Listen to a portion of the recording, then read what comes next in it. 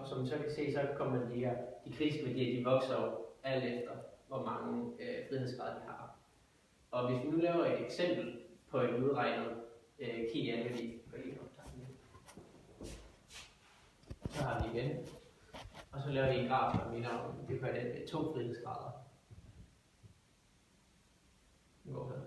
Og hvis vi nu tager det signifikantniveau, vi har på 5%,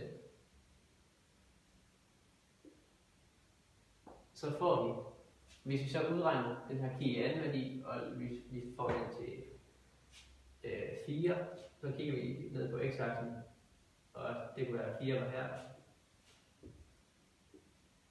Så får vi den her, så vil det sige, at vores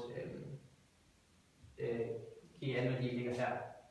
Og den altså ligger så under de 5% for lån, og vi vil derfor forkaste nulhypotesen.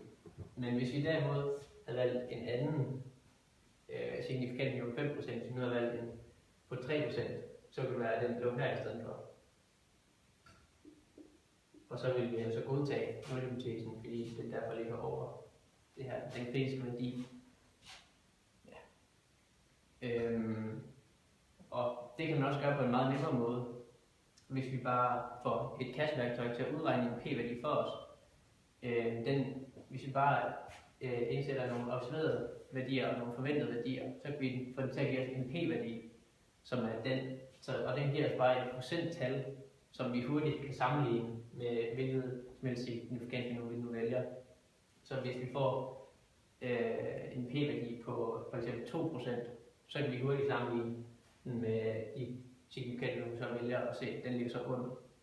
Og derfor så forkaster vi så nulhypotesen, og derfor godtager den alternative hypotese.